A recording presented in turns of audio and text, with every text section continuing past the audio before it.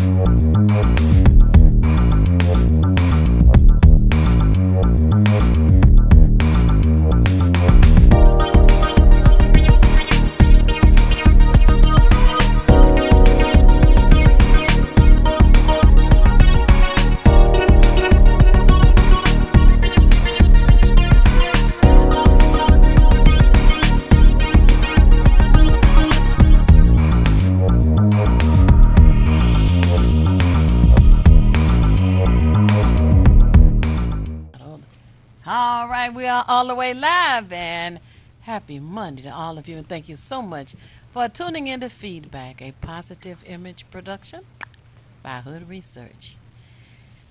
Hood Research is so happy to be working within our community. Of course, as most of you know, we are 25 years old, and we have a meeting on the second Saturday of each month. We meet at the Dabo Center, which is on Grand River in Wyoming.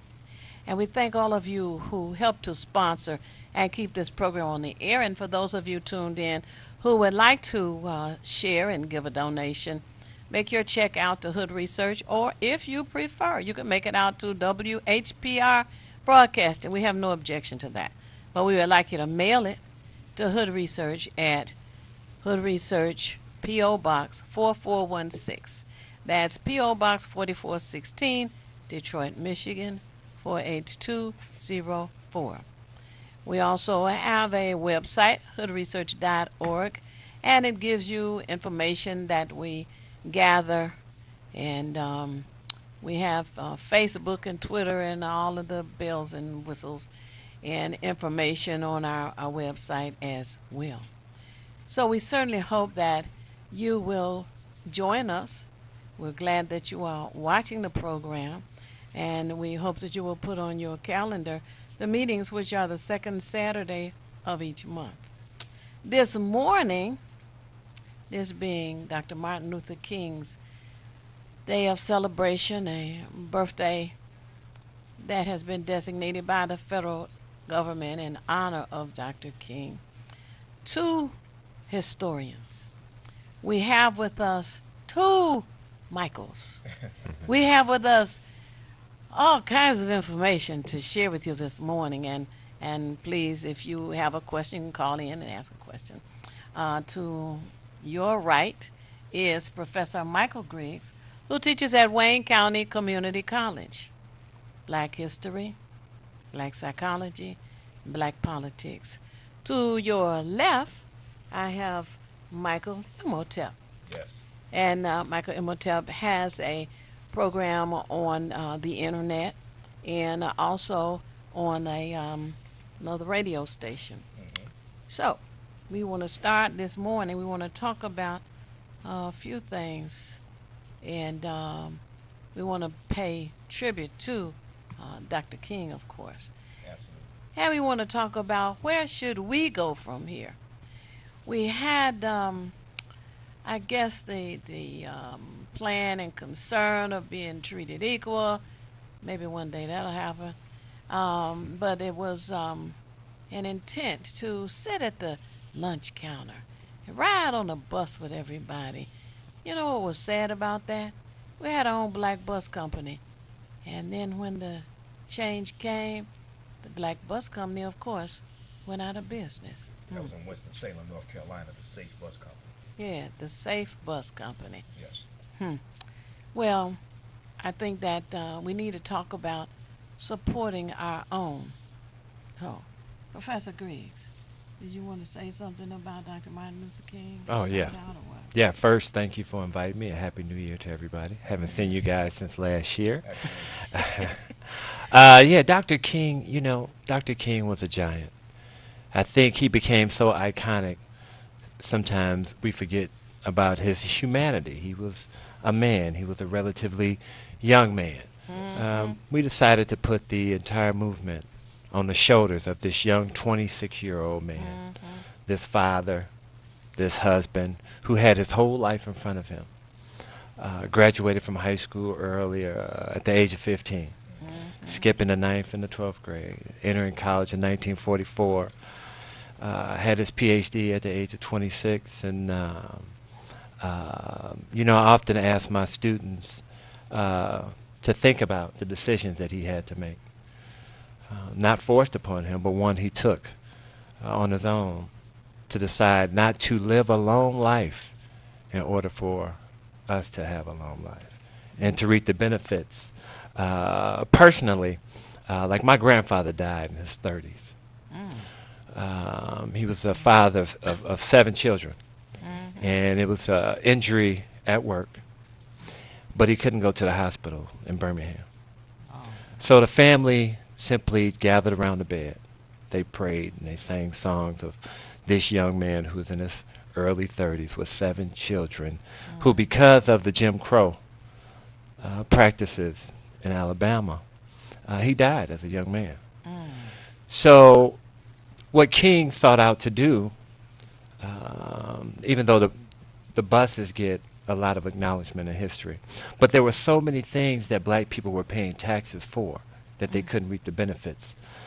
They couldn't get their benefits. Like my mother in Mississippi couldn't go to the University of Mississippi. Right. And my father, who was in Alabama, he couldn't go to the University of Alabama. Packing lunches, driving through the South because you couldn't stop and get something to eat. Where our mothers and our grandmothers had to pull over to the side of the road and go behind a bush to use the bathroom on a 1,000-mile journey from, Michigan to Mississippi. Right. So there were so many things that our people suffer, so many indignities living a life like that. Like Dr. King said, he got tired of his first name being the N-word, his middle name being Boy, and his last name being John, which they used to just throw John or George at they call black folks, and just living a life like that. He didn't want his people to continue to suffer and live a life like that. And one bold thing that he did was he moved at the tail end of his life, his family, to one of the poorest housing projects in Chicago.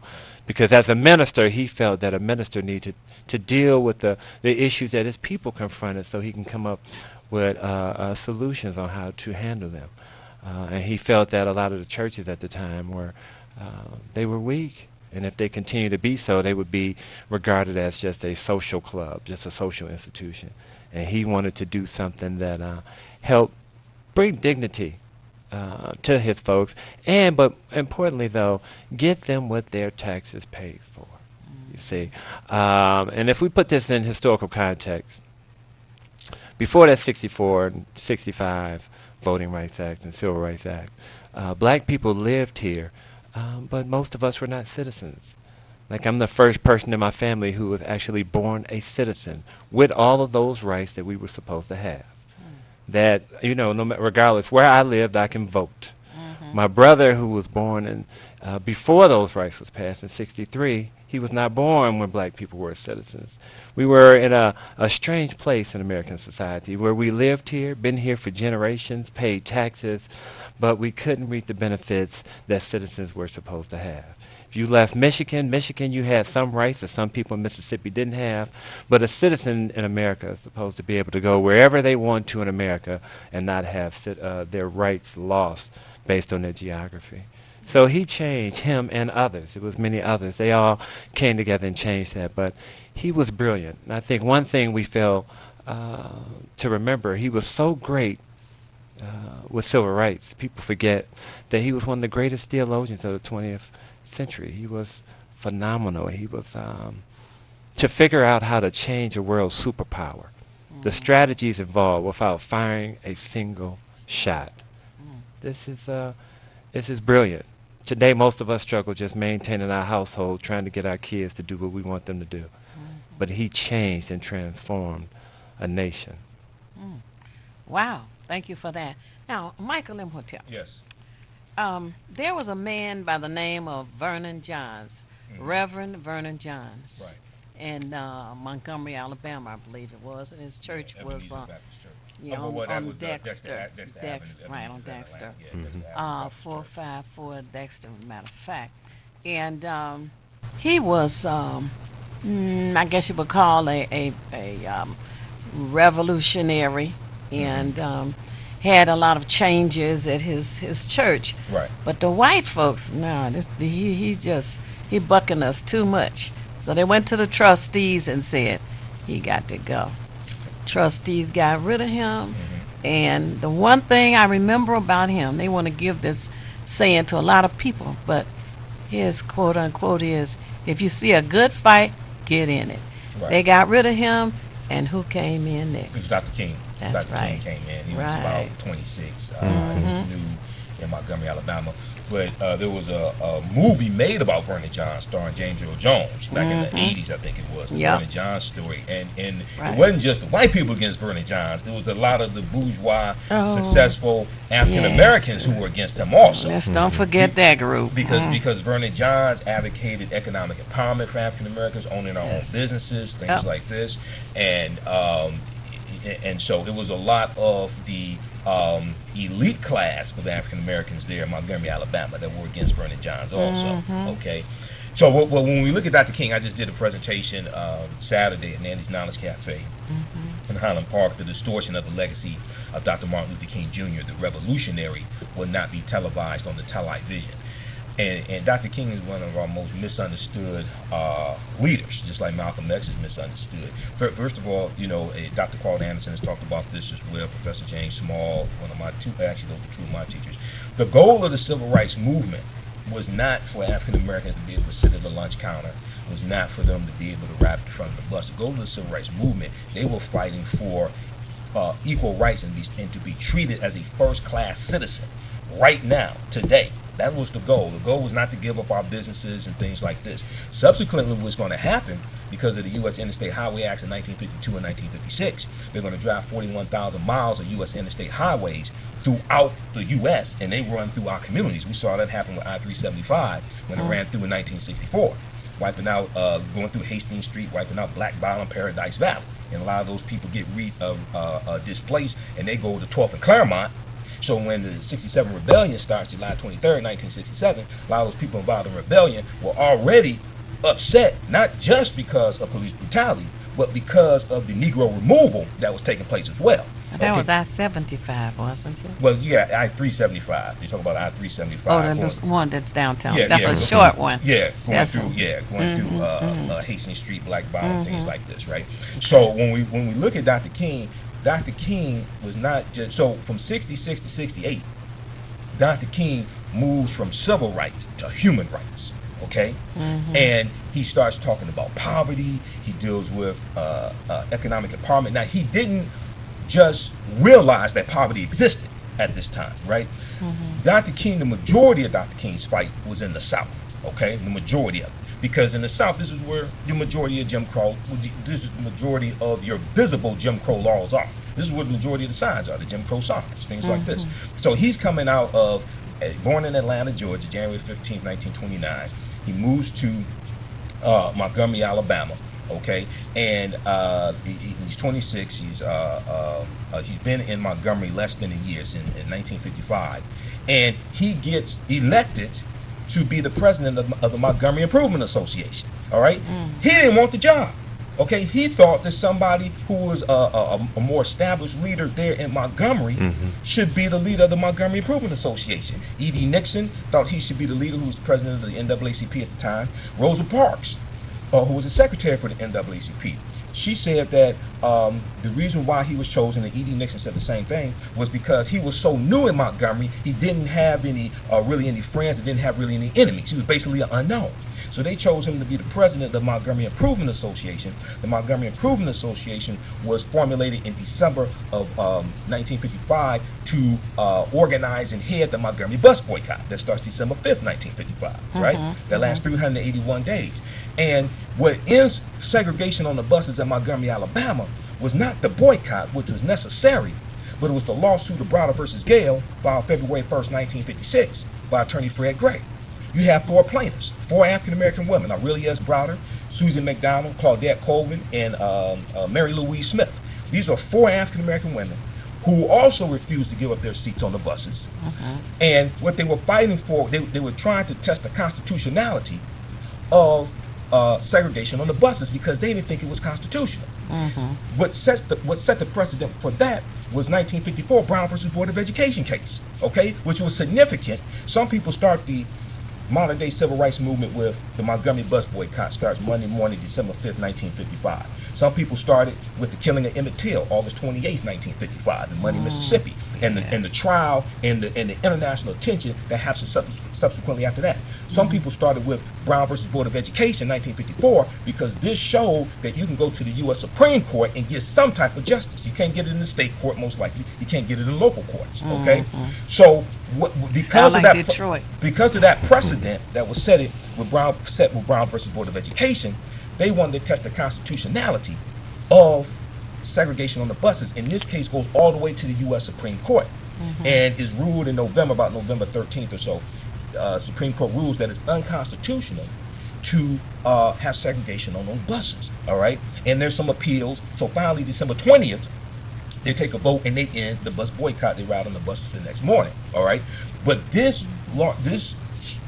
really catapults what's known as the modern day civil rights movement. And the goal was not of the civil rights movement was not to spend all our money with white people. It was not to abandon our businesses. The goal was to be treated like a human being. The goal was to achieve first-class citizenship right now.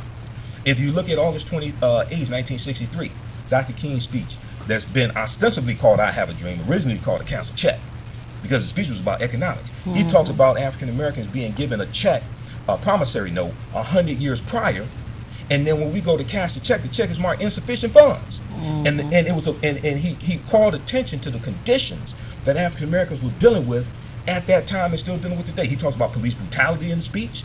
He talks about segregation. He talks about racism. He talks about African Americans moving from a smaller ghetto to a larger ghetto. He talks about we can't stop while the Negro in the South can't vote, and the Negro in New York feels that he has nothing to vote for. So he's calling attention. That way, while he has the attention of America, he's calling attention to the injustices and the hypocrisy of America. And he's talking about holding the U.S. accountable to their promise 100 years prior. When we talk about the I Have a Dream speech, oftentimes they focus on the last 2 minutes, right? Well, the speech was supposed to be about 4 minutes and 30 seconds. He was the last speaker of the day. He got the last slot. He spoke extemporaneously, and for the majority of the speech was about 16 minutes and 30 seconds, something like that, right? The bulk of the speech already takes place before Mahalia Jackson screams out, "Tell him about the dream, Martin." Because she's on stage, and she sung 2 songs previously. He then reverts back to the speech he gave about 2 months prior in Detroit dealing with the dream. But the speech was not about the dream. When you study the history of it, Clarence B. Jones, who was one of his main speechwriters, talks about how the phrase "I have a dream" didn't even appear in the draft of the speech. That's not what the speech was about. So the whole focus of the speech has been shifted because of a misunderstanding of history. Those who want to whitewash history. Absolutely. So he's been sanitized, emasculated, He's been whitewashed to make it more palatable to white people and to make it more palatable to be pimped and profited from by white corporations and foundations. And also African American organizations pimp Dr. King to white corporations and foundations for guilt money also. Let's keep it real.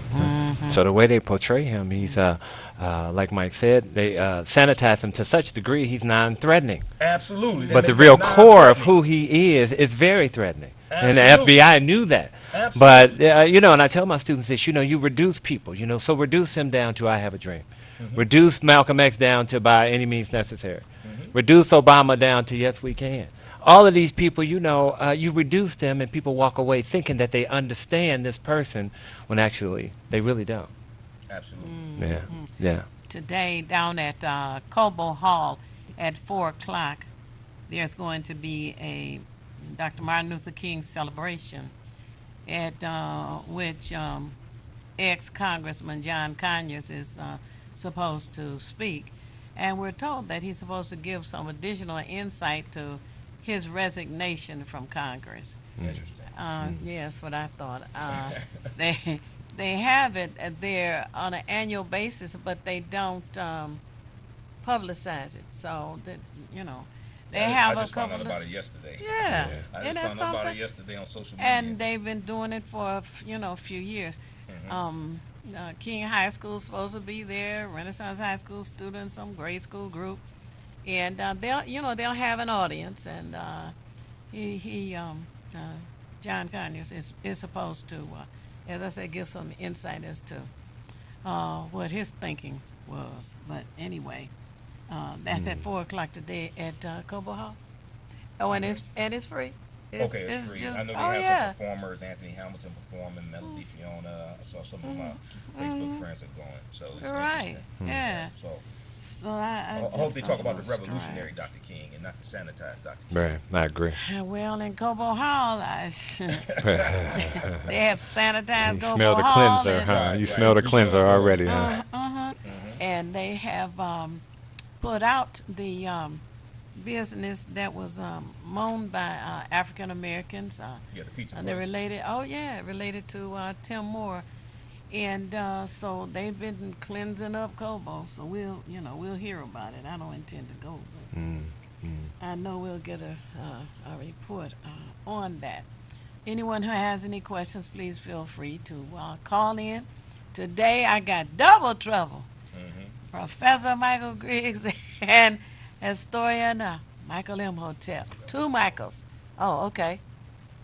Happy Monday. Thank you for calling in.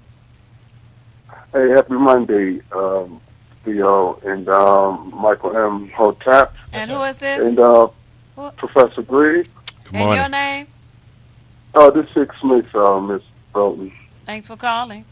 Go ahead. Love to see you on when you on, Brother Riggs. You always bring a wealth of information with you. Thank you. And I enjoy when Theo have you on. I just want to say the whitewashed Martin Luther King that they've been parading forever for us is the Martin Luther King that this new generation know about.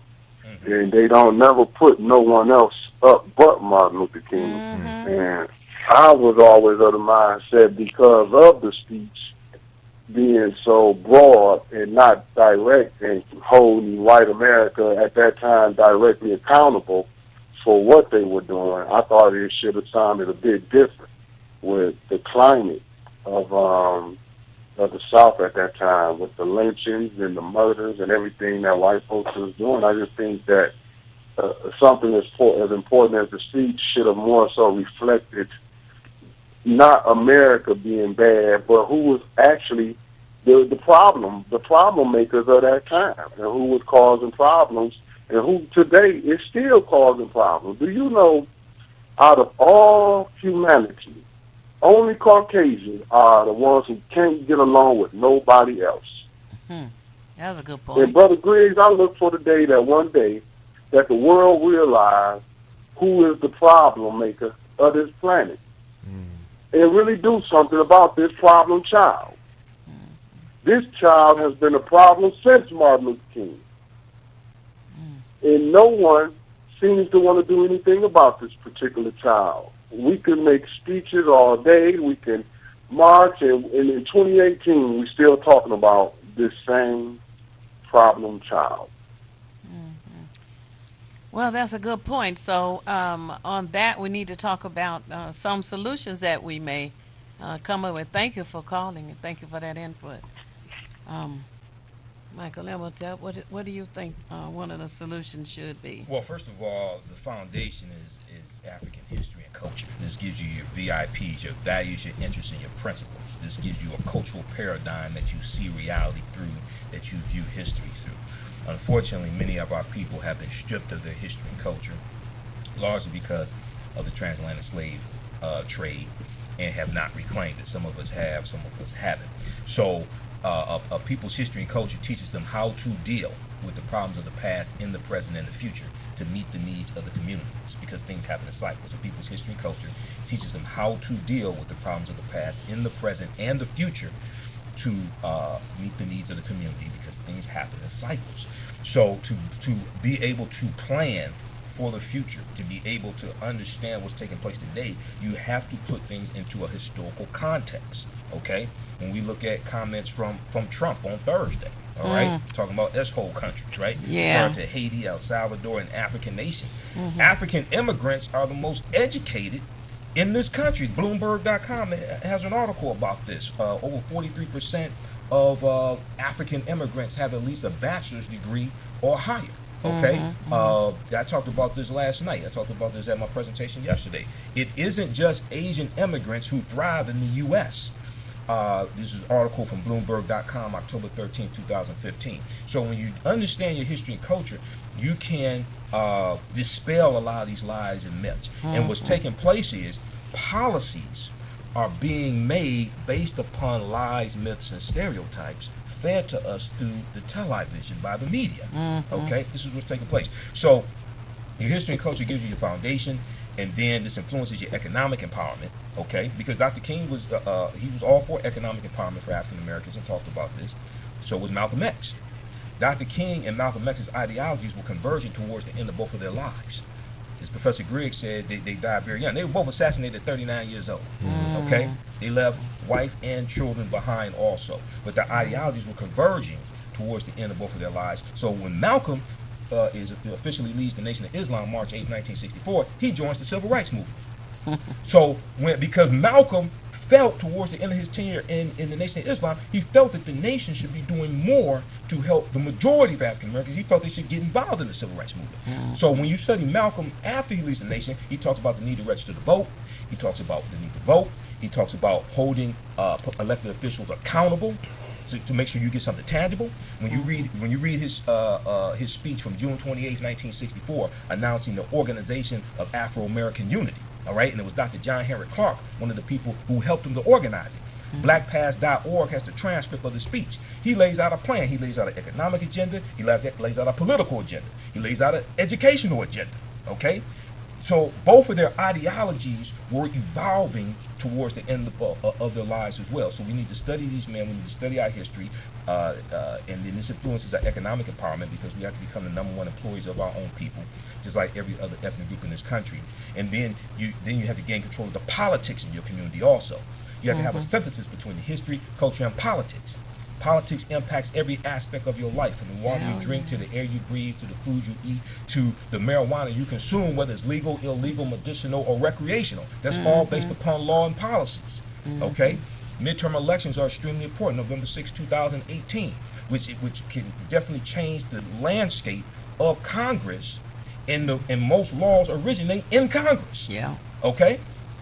And at the presentation I did yesterday, I showed how policies that Trump is reversing. Trump has reversed over 100 policies President Obama had in place, whether in the Education Department, the EPA, the Department of Justice.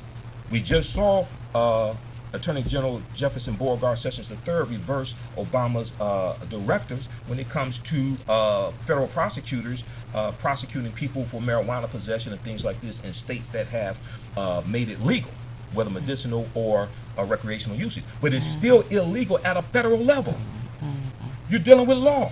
Yeah, okay? gotcha. And so then you have to take control of your politics. You have to also support African American media, like this show right here in this station, and gain control of our media, because media is a weapon. Malcolm X said the media is the most powerful entity on earth. They have the power to make the innocent guilty and the guilty innocent, and that's power because they control the minds of the masses. Okay, and then you take control of of African people's education. African children's education, which definitely starts in the home and starts with your immediate family. Okay, but these are things that we have to focus on, especially in 2018, because this is going to be a crazy year. Oh, absolutely. And I'm glad you brought up supporting WHPR. Yes. Hood Research And does. your show. Thank you. Hood Research has feedback on each Monday at 9 a.m. Thank you all so much for being tuned in. And if you want to support this program, make your check or money order out to Hood Research or to WHPR Broadcasting. Well, we ask that you mail it to Hood Research at P.O. Box 4416, Detroit, Michigan 48204, because we truly want to continue to support this station and keep black media on the air. And I know you all enjoy being able to call in and contribute to the conversation, and please feel free to do so this morning. Oh, okay. We'll take one question because we want to have Professor Michael Griggs' response as well. Hello. Happy Monday. Your name? Happy Monday. This is Sly Gold Channel 91 Complex. Yes. I'd just like to add to your comment that African immigrants led with the highest academic achievements in the U.S. You're so right. It's on myafricannow.com, myafricannow.com, if anybody wants to read it for themselves. And you brought up an excellent point. Media is very important, so that is an area that we can touch our old and our young to get them to study and be improved on who they are and the capabilities and their true identities. Thank you for taking my call. Thank you for calling. Hello, you're on the air with Research, and my guest this morning, Professor Michael Griggs and historian Michael Demotip. Hello. This is Tawana, and I'm listening on Channel 91. I really enjoy your show, Theo. You have two very powerful men on your air. Yes. And I went to Mr. Itop's program last night. It was awesome. I will come back. And Greg, excuse me, the other night, you're great too. I want to see you, gentlemen, in the political race because you're so powerful and you're speaking truth and you're not afraid to speak. We need to change our legislators to tell the truth.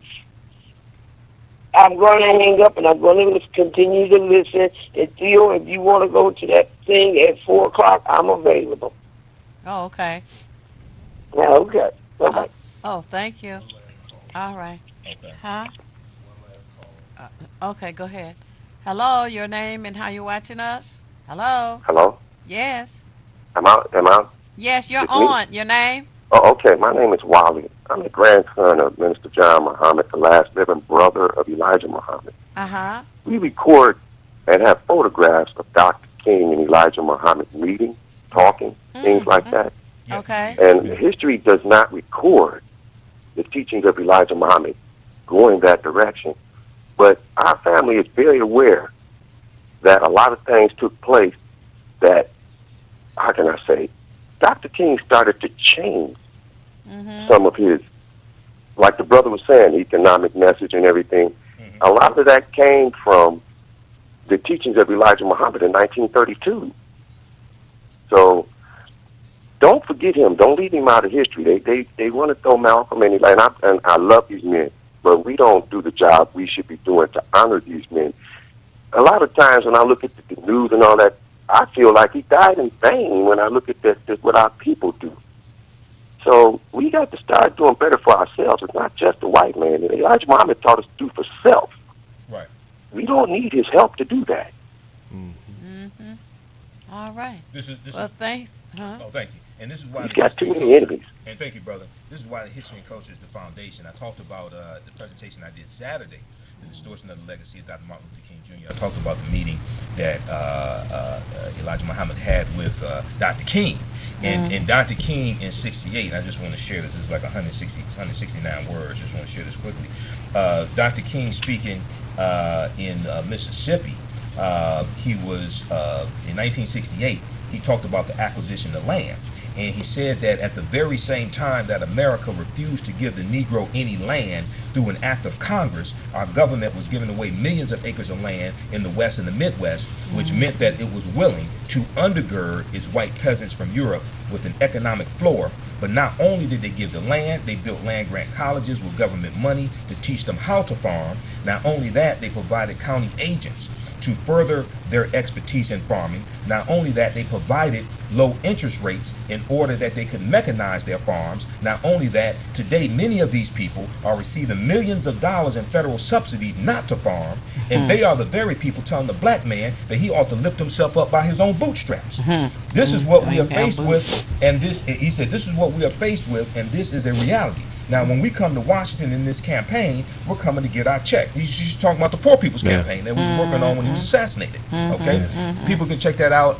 The book, third edition, How White Folks Got So Rich: The Untold Story of American White Supremacy, pages 74 and 75. All right, and as big as Mississippi is, last time I checked, they got a population of about 2 million people. 2-3 million people. Yeah, And that's it, Michael. Yeah. Now, some one of your callers was talking about, how the white man doesn't get along with other folks, and Michael Imhotep talked about how our culture and our history is the solution to our problems, which I totally agree. Right now, we're outside the laws of nature. Okay, nature had a plan. All living things first learn about the world from their mothers and their fathers. Now, in this place here, we have put our mothers and fathers to the back burners. We actually teach our children about the man who murdered their mothers and fathers. And we teach our children to revere that man. Now, if you have the white man that is at odds with black people, he's at odds with Mexican people, he's at odds with Asian people, Arab people, he's at odds with the animals that roam the planet, he's at odds with the creatures that's in the sea, he's at odds with the air that we breathe. This man is even at odds with the ozone layer. Everything in nature, he's at odds with. I often share this with my students. I say, listen, this man, I ask my students, does the white man does he have a mother? They say, yes. I said, does he have a daughter? They said, yes. How about a wife? They say, yes, Professor Griggs, he has a wife. Now, right now, if this man refuses to pay his mother, his wife, and his daughter a fair wage, what chance do you think you have getting equality from this man? This is how he treats his own mother. Right now in 2018, this man has his children as the #1 drug addict in the world. Opioids are ravishing his community. And this is what he's engaged in with his own children. You understand this? Now, Trump is making statements that Mike talked about the African immigrants, which even Harvard did a study back in 2007 about the African immigrants, who are the most successful students we have in America. But what are we talking about? We're talking about our black family, right? But our black family, they're doing the best who were raised by their mothers and fathers. They're operating off their mothers and fathers' culture. Now, our black family over here in America, our children do the worst, right? But we're educated, again, by the man who murdered our mothers and fathers. Same family, but one of us over here, we're focusing on teaching our children the white man's education. Well, if you do that, we become just like him. And if this man is at odds with everything else, it helps explain why we're so at odds with one another. Why our families are the most unpartnered families on the planet. This is why we struggle so. We're using his mindset on how to pave a way in this world. And it's creating a whole bunch of devastating outcomes. So we as educators concerned about outcomes, right? I would sit back and look at the curriculum, and I would ask first, why are we studying them? What would be the outcome? What is their outcome? We have the same outcome that they have. So as they are antagonistic towards us, They teach us. We become antagonistic towards us. They have no respect towards us. They teach us. We have no respect towards one another. We're suffering. They don't support black businesses. They teach us. Now we're not supporting black businesses. So we need to change this whole thing and focus on what nature taught all of us to focus on, our mothers and fathers. We need to be looking at this world through Martin's eyes, looking at this world through Malcolm's eyes, through Marcus Garvey, Elijah Muhammad. These were our fathers who came before us. Our fathers who never told us to call each other any names. Our fathers who loved us and wanted the best for us. And if we looked at education through their eyes, we would have those type of outcomes. And all the studies revere this. When black children study who they are, they typically have positive outcomes. The psychology department from Michigan State said if a child is more racially conscious, right, they're more productive, they're more happier child. But when we engage in European culture and their educational system, you see the outcome. Absolutely. There's studies that deal with this. Harvard University, University of Pittsburgh had a joint study that talked about how when African American children, when their parents involved in racial socialization, teaching them about their history, engaging them in different activities that build racial knowledge and things like this, African American History Month celebrations, etc. They do better in school. It helps to offset the effects of prejudiceness and discrimination, etc. There was also the study he talked about from Michigan State University, talked about how people with African Americans with racial pride do better as well academically. There are different studies that show this as well. We can document this also. So, this is why the history and culture is so important. It gives you your foundation. We also need more male teachers as well. Yeah. They stand as examples for our young people. And the fact that Dr. Martin Luther King graduated from Morehouse, which is a black college, indicates to me that more of our young people need to attend the black colleges that we have around the United States. And that would help them to understand and get seated in their foundation. But bringing it on to the city of Detroit. We have a black business district on Livernois. As a matter of fact, I was over there yesterday for a Martin Luther King celebration. But anyway, the area is called the Avenue of Fashion. It is a black business district. And what's sad about it is there is a concrete wall down the middle of Livernois, which is not that wide in the first place. Then there is a bicycle lane, which takes away additional traffic lanes on Livernois. There were trees, I think they were finally pruned this past summer, but they were covering the names of the businesses, which made it difficult. And if you wanted to go to a business on the other side of the street, you had to drive all the way to 8 Mile, do a U-turn, and come back. And some people are just not going to be bothered with that kind of obstruction. So it seems to me that when we talk about supporting our own, that's one area where we can go to support our own. I understand there's a new business over there, which is not black-owned, that is doing rather well. And there are other black businesses there. It draws some of the customer base, and I do understand competition. But we're talking about supporting our own people, which helps the business to expand, which helps the owner to have income to hire more of our people. That's not that difficult to understand. Let's talk to the person who's on the line now. Sure. Hello, give us your name. How you watching us? This is Kwame. Thanks for calling. And I'm watching you through the. I'm listening to you through the internet on the phone. Oh, okay. But I'd like to know if the discussion has been mundane, but there's a big issue about cosmic disclosure. I don't know if your guests are familiar with it, but I'd like to know if they're familiar with it and if they think that this has had any influence on the civil rights and human rights movement. You You said, what And was that? What was I the question want to about? know. Yeah, I Wait, didn't wait, hear. stop. I want to know why the conversation has been mundane to you. Well, yeah, I meant because it's earthly. And cosmic exposure says that there are aliens that have been influencing us, and that's why they got this cosmic disclosure going on. Yeah, and see, if white people are so afflicted, cosmic disclosure would explain a lot of this affliction. And I'd just like to know if they're familiar with it, and if they think it has any influence on the civil rights movement. Who want to answer No that? and no. Okay, you want to answer. I didn't hear. I can't hear you. I said no and no. No to both of your questions. You know, I'm a because I'm right in front of the building. He's Okay. in front of a building. All right. Thanks for your call. Okay, go ahead. I didn't hear the Okay. question, but Okay. Hello, your name and how you watching us? Yes, this is Tyrone watching over the internet. Okay. All right. Yeah, you know what? I think the best way we can serve Dr. King is to how we get out this hellhole we're in today. And how I looked at it, I start analyzing to find out where our strengths and our weaknesses at as a people.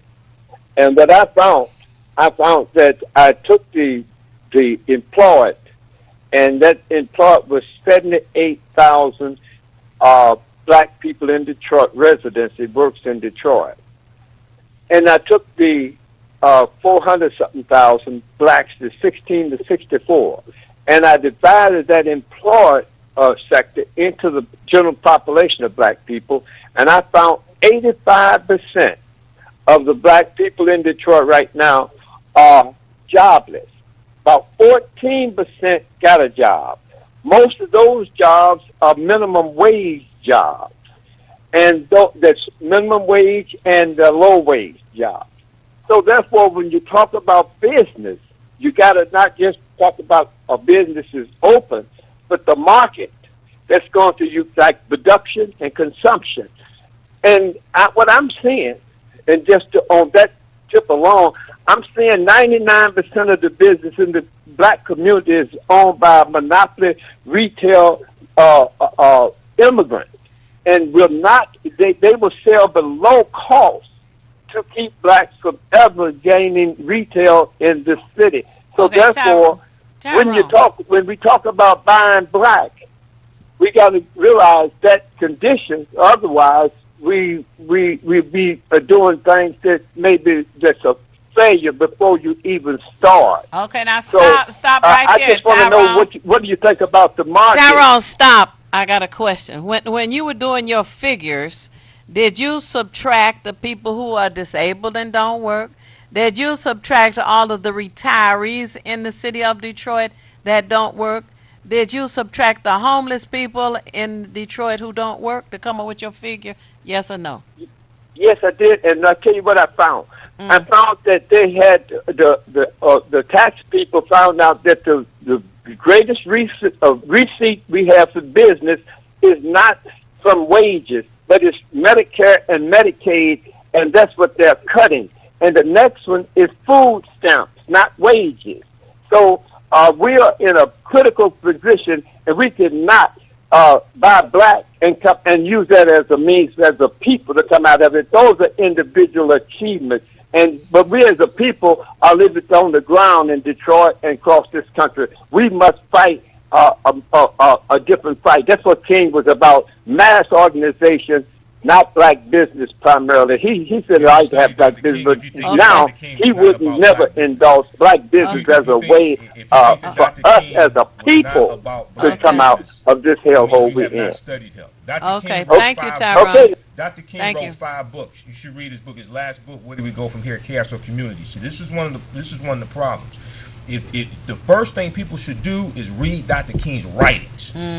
Read Dr. King's writings, because that's a total misunderstanding of Dr. King. He had the Poor People's Campaign, but he was for African Americans getting government contracts. He was for supporting African American owned businesses. If you actually listen to his last speech, it's on YouTube. It's 43 minutes. You can read the article that I wrote. You can read all of my articles at AfricanHistoryNetwork.com. Why did Dr. King tell us to redistribute the pain? Understanding the power of economic withdrawal. His last speech, I've been to the mountaintop, April 3rd, 1968. He said, we have to support black institutions. He said, I call on you to take your money out of the banks downtown and put your money in Tri-State Bank, which is the African American owned bank. He talked about supporting African American owned insurance companies there in Memphis, Tennessee. He told them to go out and boycott Coca-Cola, Wonder Bread, Hart's Bread, and Siltest Milk for the discriminatory hiring practices. If you think Dr. King was not advocating supporting African American owned businesses, you just proven you have not studied Dr. King. And this happens all the time too, because I had to, relatively young guy, but 25 to 30 years studying this stuff in the sands of Egypt, to reading this stuff, parting the waters, let the trumpet sound. We had to actually read this stuff,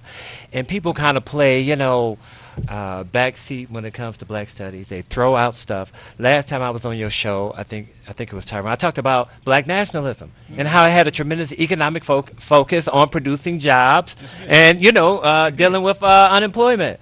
And he pushed back against that. See, some people come with this socialist, nonsensical approach, and socialism and communism didn't even work for most of the countries that tried it. Professor James Small told me this himself. They get caught up in this other nonsense, right? Dr. King also supported the Black Power movement. That's right. Chapter 2 of his last book deals with the Black Power movement. And think about this. He had a 5-hour meeting in 1966 with Elijah Muhammad. And Elijah Muhammad had a tremendous economic focus and nationalistic focus.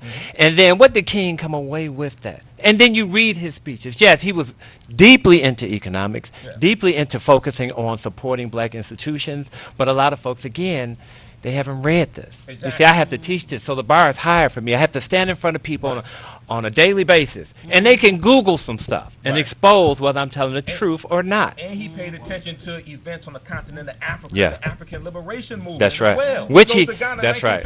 That's right. The celebration with Kwame Nkrumah. Right. The independence, it goes back each year on the anniversary. Which he talked about in his letters from a Birmingham jail. When he was in jail, he talked about what was going on in Africa.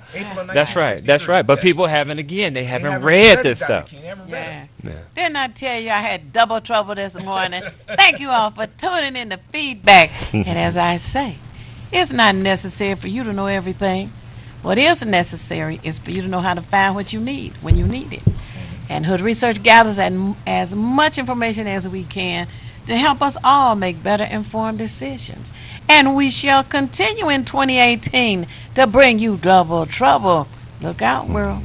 HoodResearch.org. The telephone number, telephone number is 248-234-2371. Again, that's area code 248-234-2371. We want you to join Hood Research. I'm Michael Imhotep. Visit AfricanHistoryNetwork.com, AfricanHistoryNetwork.com, and our number is 313-462-0003, 313-462-0003. Also, if you want me to do a presentation for your group or organization, you can contact me there as well. Once again, thanks for having me again, Theo Brody. Professor Michael Griggs. Yeah, Sleepwalking While Black is the book, and African American Art of War. You can get both of those on Amazon. Read. All right. Thank you so much for tuning in, and tune in again next week. Peace.